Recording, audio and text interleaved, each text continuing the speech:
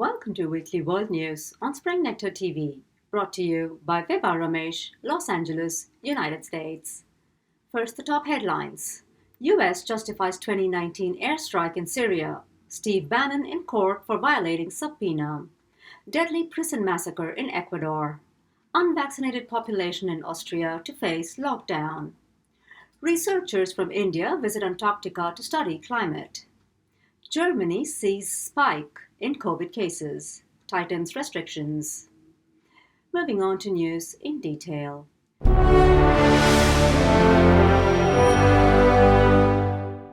More than 2 years after the United States conducted an airstrike in Syria, the U.S. military confirmed the onus of the act, but justified it as it killed Islamic State fighters known to attack coalition forces. According to records, the airstrike that was carried out in March 2019 claimed nearly 80 people, most of whom were women and children. The confirmation follows a New York Times report that contained news of current and former Pentagon officials having alleged a cover-up of a probable war crime. Meanwhile, former U.S. President Donald Trump escaped contempt nearly 4 times as senior Senate Republicans supported his act of defending his supporters chanting against Mike Pence. Dating back to the deadly Capitol assault, although former Vice President Mike Pence was assaulted by his own people as they chanted, "Hang Mike Pence," Trump failed to protect him, instead backed his supporters. When asked in an interview on ABC's This Week, "Can your party tolerate a leader who defends murderous chants against his own vice president?" Barrasso said, "Let me just say the Republican Party is incredibly united right now. And I think the more that the Democrats and the press become obsessed with President Trump, I think the better it is for the Republican Party. President Trump brings lots of energy to the party. He is an enduring force." More on the Capitol assault. Former ally of Trump, Steve Bannon, was charged for contempt of Congress in regards to the Capitol attack. Subsequently, he appeared in court on Monday. Bannon currently faces 2 charges of criminal contempt: for refusing to appear for a congressional deposition and for failure to respond to the investigating committee's subpoena. The court asked him to surrender his passport and report any travel plans, as well as present himself once a week to pre-trial services. The hearing ended with his arraignment for Thursday. Moving on, a deadly massacre that took place in a prison in Ecuador left several people dead.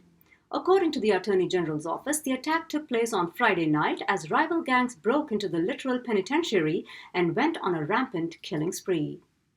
The act killed nearly 70 prisoners and injured at least 25. Sadly, this was not the first time a violent attack of this kind was executed in the same correction facility. A little over a month ago, nearly 120 inmates lost their lives in a prison riot. The latest massacre added to the death toll, making it to over 280. Over to Australia. The state of New South Wales was alerted by the Bureau of Meteorology of a possible flooding in view of the rising waters in the river. To this effect, the residents of Forbes were asked to prepare for evacuation should the river water rise to levels that could lead to floods. According to the Met Department, the town of Forbes was expected to witness floods at 10.55 meters and 10.65 meters on Tuesday and Wednesday, respectively. Consequently, more than 8,000 people across 800 homes were prepared to move to safety in the event of flooding. A spokesperson from the State Emergency Service remarked on Monday that residents should monitor the situation and be prepared to evacuate when instructed to do so. The river height level at Nanami will determine the height level down at Forbes, which will determine how many people we will be possibly evacuating. SES also warned that the situation is likely to change and it can escalate quickly. And in Austria, a surge in cases of coronavirus will leave the unvaccinated population face a national lockdown. With the aim of preventing another wave and curbing the spread of the virus, the Chancellor announced that all those people who have chosen not to get vaccinated against COVID-19 will be on lockdown starting Monday. To this end, Alexander Schallenberg said at a news conference that we must raise the vaccination rate. It is shamefully low. Records state that only 65% of Austria's population is fully vaccinated against COVID-19. That leaves several million people vulnerable to the virus and hence will be required to face the lockdown, which is expected to last 10 days. That said, the Health Minister Wolfgang Muckstein announced the exemption of this mandate to children aged 12 and under.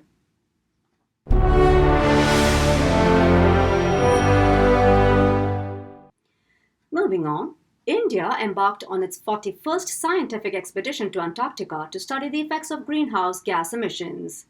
To this effect, a team of 23 scientists have already landed in Antarctica, with 4 more teams preparing to join them in January 2022. The primary objective of this expedition includes the launch of 2 programs. While the first entails geological exploration of the Amory ice shelf, the second will be aimed at preparatory work for drilling of 500 meters of ice core. Both the projects will unravel crucial information about westerly winds, greenhouse gases, and sea ice.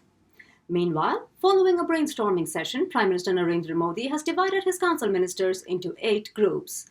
The move was made to ensure a more focused approach to developing technology-based resources and creating a pool of professionals for recruitment. The Modi administration expects the decision to bring more transparency and also improve the efficiency of the government. And on Thursday, Australian Prime Minister Scott Morrison reaffirmed at the Sydney Dialogue that the Indo-Australian relationship is only getting stronger as both the countries are making good progress in various fields, including digital technology, science, and space. At the inaugural address of the Sydney Dialogue, Morrison stated, "Australia-India shares deep friendship, and our relations will grow even more with time. We're making great progress in so many areas, including space, science, and digital technology. It's an honor for Australia that PM Modi is addressing Sydney Dialogue." Over to Germany, the country is currently in the midst of a surge in infections and is devising ways to control the spread. To this end, the government is contemplating the tightening of restrictions for the unvaccinated population with the aim of curbing transmission of the virus. According to the Disease Control Agency, infections are at its highest levels, with a 7-day average of 312 cases per 100,000 people. Compared to its European counterparts, Germany is far behind in its vaccination rate, standing at less than 70%. Health officials attribute the spike in infections to the easily transmissible Delta variant and snail-paced rollout of booster vaccines, among others.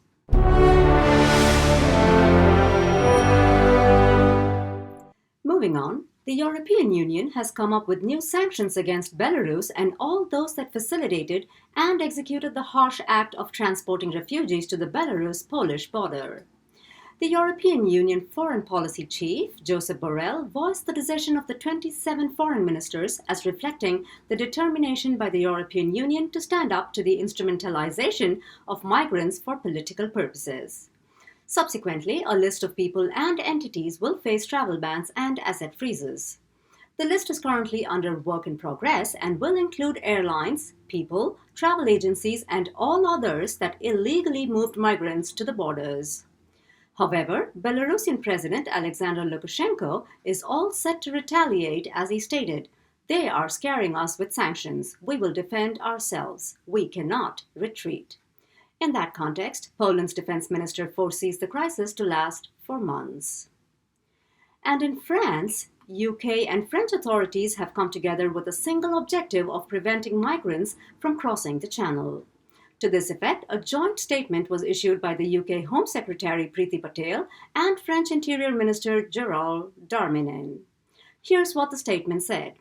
Both the Home Secretary and Interior Minister agreed to strengthen operational cooperation further. More must be done to stop the dangerous crossings.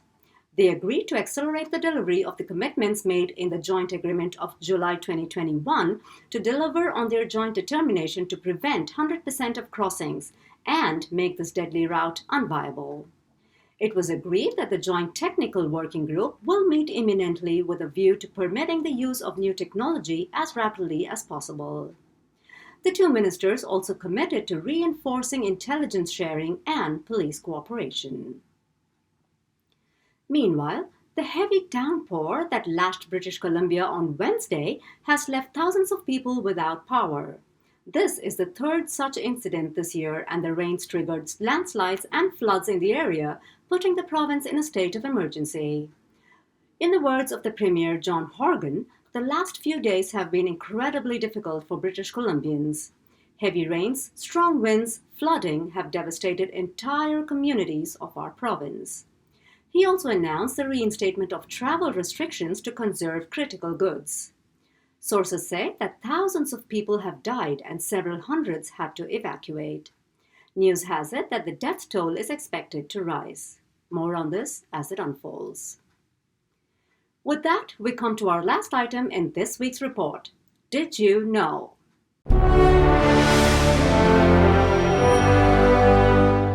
Did you know that a potato look-alike planet orbits our universe? Well, a dwarf planet called Haumea positions itself somewhere beyond Neptune and is shaped like a potato. The planet is also known to have rings like Jupiter. Haumea was first discovered by a team led by Mike Brown in 2004. On that thought, I'll be closing this week's news report. I'll see you again next week with more world news on Spring Nectar TV. Stay safe.